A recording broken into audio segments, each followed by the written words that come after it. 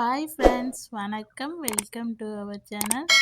இன்றைக்கி நம்ம garden video தான் பார்க்க போகிறோம். நம்ம கார்டனில் இன்றைக்கி நிறைய வெஜிடபிள்ஸ்லாம் ஹார்வெஸ்ட் பண்ண போகிறேன். அதை தான் நான் இன்றைக்கி வீடியோவாக எடுத்திருக்கேன். வாங்க வீடியோக்குள்ளே போகலாம். இது பார்த்திங்கன்னா பச்சை மிளகாய் செடி. நான் ஏற்கனவே வீடியோவில் காமிச்சிருப்பேன். இப்போ பார்த்திங்கன்னா நிறையா பச்சை மிளகாய் இருக்குது. நான் அன்னன்னைக்கு எனக்கு தேவையானதை பறிச்சிருவேன். அப்படியும் பாருங்கள் எவ்வளோ இருக்குதுன்னு. எல்லாத்தையும் ஒரே நாளையில் பறித்து நான் மொத்தமாக வீடியோவாக எடுக்கணும்னு நினச்சிட்ருக்கேன். நிறையா இருக்குது. இதுக்கெல்லாம் பார்த்திங்கன்னா பாட்டு ரொம்ப சின்ன சைஸ் பாட்டெலாம் வச்சுருக்கேன். பச்சை மிளகாய் ரொம்ப பெருசில் வைக்கலை. மற்ற செடியெல்லாம் நல்லா பெரிய பாட்டில் வச்சுருக்கேன். 12 இன்ச்சு பாட்டில் வச்சுருக்கேன். இது மட்டும் சின்ன இதெல்லாம் வச்சுருக்கேன், இடம் இல்லாததுனால. பாருங்க, நான் இன்றைக்கி தேவைக்கு கொஞ்சமாக பறிச்சுக்கிறேன் பச்சை மிளகாய். இது இருக்கட்டும். இது பார்த்திங்கன்னா முருங்கை செடி நான் ஏற்கனவே கட் பண்ணி விட்டுருந்தேன். கட் பண்ணதுக்கு பிறகு பார்த்திங்கன்னா எவ்வளோ கிளை பிடிச்சிருக்கு பாருங்கள். நான் இது 2 கிளையாக இருக்கும்போது கட் பண்ணி விட்டேன். இப்போ பார்த்திங்கன்னா 1 1 3 4ன்னு போயிருக்குது. நல்லா கடகடன்னு வளர்ந்து வருது. முருங்கையை கட் பண்ணி வளர்த்தா தான் நல்லா ஃபாஸ்ட்டாக வளருது பாருங்கள். நான் லாஸ்ட் வீடியோவில் காமிச்சிருந்துருப்பேன், 1 மாதத்துக்கு முன்னாடி போட்டதில். இப்போ எப்படி வளர்ந்துருக்கு பாருங்கள். இப்போ இதை மறுபடியும் கட் பண்ணி விடணும். நான் கட் பண்ணும்போது மறுபடியும் வீடியோ எடுத்து காமிக்கிறேன். நல்லா பெரிய பாட்டெலாம் வச்சுருக்கேன். இது பார்த்திங்கன்னா செரி டொமேட்டோ நிறையா பழுத்துருக்குது. பார்த்திங்கனாவே தெரியும், கொத்து கொத்தாக இருக்குது. இது நார்மலாக நம்ம பெரிய சைஸ் தக்காளியோட இந்த தக்காளி நம்மளுக்கு நிறையவே ஹார்வெஸ்ட் பண்ணலாம். யூஸ்வலாகவே நம்மளுக்கு 2 நாளைக்கு ஒருக்க இந்த உழவுக்கு கிடைக்கிது. இப்போ பறித்து காமிக்கிறேன் பாருங்கள் எவ்வளோ இருக்குதுன்னு. நிறையா கிடைக்கும். இப்போ நம்மளுக்கு மேலே அப்படியே காய் பழம்னு போயிட்டே இருக்கும். அதே மாதிரி கீழேயும் இப்போ துளுத்து நல்லா காயெல்லாம் கொடுத்துட்ருக்குது. அப்படியே கிளை வெடிச்சிக்கிட்டே போயிட்டுருக்கும் இந்த செடி. இந்த செரி டொமேட்டோ ஒரு செடி இருந்துச்சுனாவே போதும், நம்மளுக்கு வேண்டிய தக்காளி கிடச்சிரும். நல்ல ரொட்டேஷனாக நம்மளுக்கு இருந்துகிட்டே இருக்கும். இந்த பெரிய சைஸ் தக்காளி கூட நம்ம ஒரு தடவை பறிச்சிட்டோம்னா அடுத்த தக்காளி வர்றதுக்கு கொஞ்சம் டைம் எடுக்கும். ஆனால் இது அப்படி இல்லை, நம்மளுக்கு 2 நாளைக்கு ஒருக்க இப்படி கிடச்சிட்டு இருக்கும். பாருங்கள், இவ்வளோ தக்காளி செரி டொமேட்டோ கிடச்சிருக்குது. பெரிய சைஸில் ஒரு 4 இது கிடச்சிருக்கு. இப்போ நம்ம கத்திரிக்காயெல்லாம் பறிச்சிக்கலாம். இப்போ பச்சை கத்திரிக்காய் இன்றைக்கி நிறையா இருக்குது. என் செடியில் இவ்வளோ கத்திரிக்காய் காய்க்குதுன்னா காரணமே நான் க்ரோ பேக் நல்லா பெரிய சைஸில் இந்த கத்திரி செடியெல்லாம் வச்சுருக்கேன். அதனால தான் நல்லா காய்க்குது. நான் 12 இன்ச்சு க்ரோ பேக்கில் தான் வச்சுருக்கேன். பாட்டாக இருந்தாலும் க்ரோ பேக்காக இருந்தாலும் நல்லா பெரிய சைஸில் நம்ம மண் நல்லா ஃபுல்லாக போட்டு வச்சோம்னா நம்மளுக்கு காய்ச்சிக்கிட்டே இருக்கும். பாருங்கள் எப்படி காய்க்குதுன்னு. இதுக்கு நம்ம உரம்லாம் நம்ம பெருசாக எதுவும் கொடுக்க வேண்டியதில்லை. நம்ம கிச்சனில் யூஸ் பண்ணுற தண்ணி எல்லாம் ஊற்றினாவே அது நல்லாவே காய்ச்சிரும். பருப்பு கழுவுற தண்ணி, அரிசி கழுவுற தண்ணி, அந்த காப்பி தூள் அதெல்லாம் கொடுக்கலாம். நான் அந்த வாழைப்பழத்தெல்லாம் ஊற வச்சு அந்த தண்ணியெல்லாம் ஊற்றி விடுவேன். அதெல்லாம் நல்லா காய்க்கும். நல்லா ஒரு 3 நாளைக்கு வாழைப்பழத்தை ஊற வச்சுட்டு அந்த தண்ணியை மட்டும் நம்ம வடித்து இந்த மாதிரி செடிக்கு கொடுத்தோம்னா நல்லாவே காய்க்கும். அந்த மாதிரி நான் கொடுப்பேன். பாருங்கள் என் கத்திரி செடி எப்படி காய்ச்சிருக்குன்னு. அதே மாதிரி நம்ம அந்த காப்பி தூளெல்லாம் போட்டு அதெல்லாம் நல்லா எரிச்சிட்டு ஒரு ஆற வச்சுட்டு அதையும் தண்ணியில் மிக்ஸ் பண்ணி இந்த மாதிரி ஊற்றி விடலாம்.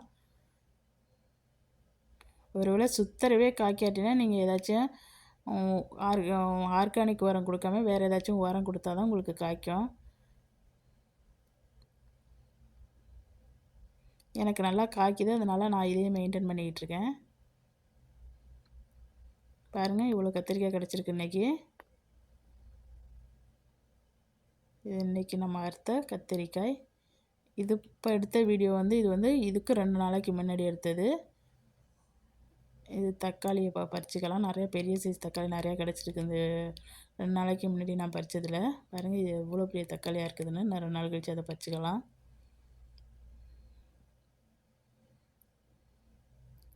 மண் கலவையெல்லாம் நம்ம நல்லா செட் பண்ணி செடியை வச்சிட்டோம்னா நம்மளுக்கு நல்லா காய்ச்சிக்கிட்டே இருக்கும். இதெல்லாம் நம்ம பெருசாக ஒன்றும் பராமரிப்பெல்லாம் தேவையில்லை. தண்ணி மட்டும் நல்லா கொடுத்துக்கிட்டே இருக்கணும் செடிக்கு. ஒரு சின்ன செடி தான் கத்திரி செடி, அதுலேயும் காய்ச்சிருக்கு பாருங்கள். அதையும் நான் பறிக்க மறந்துட்டேன், அதையும் பறிச்சுக்கணும். பாருங்கள் இந்த பெரிய சைஸ் தக்காளி இன்றைக்கி நிறையா கிடச்சிருக்குது எனக்கு. பாருங்கள் இந்த 2 நாளைக்கு பிறகு எவ்வளோ செரி டொமேட்டோ இருக்குது பாருங்கள். இதே மாதிரி தான் நம்மளுக்கு செரி டொமேட்டோ தொடர்ந்து இருந்துக்கிட்டே இருக்கும். இந்த பெரிய சைஸ் தக்காளியோட எனக்கு இந்த செரி டொமேட்டோ தான் நிறையா ஹார்வெஸ்ட் கொடுக்குது.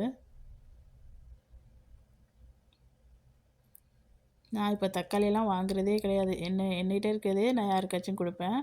அவ்வளோ தக்காளி இருக்குது எனக்கு. பாருங்கள் எவ்வளோ எவ்வளோ பெருசாக இருக்குது பாருங்கள் ஒவ்வொரு தக்காளியும்.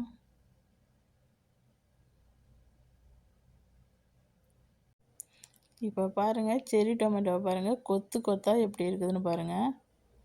எங்கேயுமே கொத்து கொத்தா அந்த மாதிரி காய்ச்சிருக்கு பாருங்கள். இந்த வாழைப்பழ தண்ணியெல்லாம் நம்ம ஊற வச்சு கொடுத்தோம்னா நல்லாவே பூவெல்லாம் வருது. நம்ம சாப்பிட்டுட்டு வாழைப்பழ தோலை மட்டும் ஒரு பாத்திரத்தில் போட்டு நல்லா ஊற வச்சுட்டு ஒரு 3 நாளைக்கு அந்த தண்ணி எடுத்து நம்ம வடிகட்டி இந்த மாதிரி ஊற்றினோம்னா நல்லா பூ காயெல்லாம் வரும். அதுங்க கற்று கொத்தா உள்ளெல்லாம் நிறையா இருக்குது.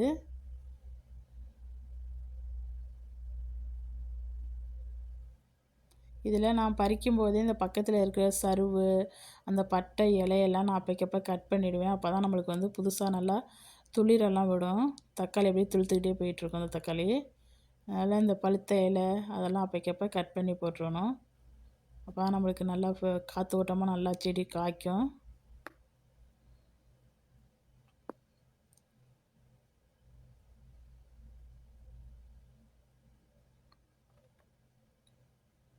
இந்த தக்காளி நிறையா பறிச்சிருக்கேன் இன்றைக்கி. பாருங்க எவ்வளோ தக்காளி இருக்குதுன்னு.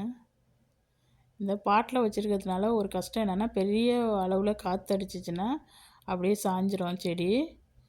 அப்புறம் காற்றெல்லாம் நின்னத்து மரவும் நம்ம நிமித்தி வச்சுக்கணும். இந்த க்ரோ பேக்காக இருந்தாலும் சரி பாட்டாக இருந்தாலும் சரி நம்ம எவ்வளோ மண் போட்டு வச்சுருந்தோம்னாலும் இங்கே பயங்கரமாக காற்றடிக்குது. பயங்கரமாக காற்றடிக்கும் போது அது சாஞ்சிரும். அதுதான் பூமியில் வச்சா அந்த மாதிரி சாயாது. இந்த மாதிரி க்ரோ பேக்லலாம் வச்சுருந்தா சாஞ்சிரும். அதுதான் ஒரு கஷ்டம். மற்றபடி ஒன்றும் இல்லை. நிறையவே நம்ம ஹார்வெஸ்ட் பண்ணிக்கலாம். அது ஒன்றும் சாஞ்சிச்சினாலும் ஒன்றும் பிரச்சனை இல்லை. நம்ம காற்றெல்லாம் நின்னத்து மேலே நிமித்தி வச்சிட்டோம்னா அப்புறம் சரியாயிடும். அவ்வளோதான். பாருங்கள் நான் இந்த மாதிரி செடியெல்லாம் இந்த பழுத்ததெல்லாம் கட் பண்ணி போட்டு வச்சுருக்கேன். இந்த மாதிரி அப்போக்கப்போ நான் கட் பண்ணிவிடுவேன். இன்றைக்கி பார்த்திங்கன்னா ஸ்ட்ராபெரியும் கொஞ்சம் இருக்குது. அதையும் நம்ம பறிச்சிக்கலாம். இந்த செடி இந்த ஸ்ட்ராபெரி நம்ம சைட்லலாம் கன்று வந்துக்கிட்டே இருக்கும். எனக்கு இடம் இல்லைங்கிறதுனால நான் அதை வந்து கட் பண்ணி வைக்கலை. இந்த மாதிரி கட் பண்ணி வச்சோம்னாவே அந்த சைடில் இருக்கிறது அதுலேருந்து செடி நல்லா முளைச்சி வரும். பாருங்கள் இன்றைக்கி ஒரு 5 பழம் கிடச்சிருக்குது. இது பார்த்திங்கன்னா பட்ரோஸு நிறையா பூ பூத்துருக்கு பாருங்கள். நான் சொன்னேன் இல்லையா முன்னாடியே ஒரு 3-4 கலரில் பூக்கும்னு, அதே மாதிரி பூத்துருக்கு பாருங்கள். நிறையா பூத்துருக்கு பாருங்கள். 2 செடி இருக்குது பட்ரோஸு. இங்கிட்டு ஒன்று அங்கிட்டு ஒன்று. இது ஈஸியாக நம்ம வந்து எங்கும் பிடுங்கி வைக்கலாம். லைட்டாக அந்த தண்டை கிள்ளிட்டு நம்ம வந்து அப்படியே மண்ணில் ஊனி வச்சோம்னா போதும். ஈஸியாக முளைச்சி வந்துடுது. எனக்கு நான் இன்னொரு பாட்டிலையும் அந்த மாதிரி தண்டு வச்சேன். அதுவும் நல்லா முளைச்சி வந்துடுச்சு. இது நம்ம ரோஜா செடி ஏற்கனவே நான் வீடியோவில் காமிச்சிருக்கேன். இது இந்த மாதிரி எப்பயுமே பூவோடு தான் இருக்கும். பூ இல்லாமல் இருக்காது. ஆனால் பூ ஆரம்பத்தில் உள்ள பூ மாதிரி இல்லாமல் சைஸு கொஞ்சம் சின்னதாக இருக்குது. இந்த வீடியோ பிடிச்சிருந்துச்சுன்னா இந்த வீடியோவுக்கு லைக் கொடுங்க. மறக்காமல் என் சேனலை சப்ஸ்கிரைப் பண்ணி வச்சுக்கோங்க. இந்த வீடியோ பார்த்த அனைவருக்கும் நன்றி.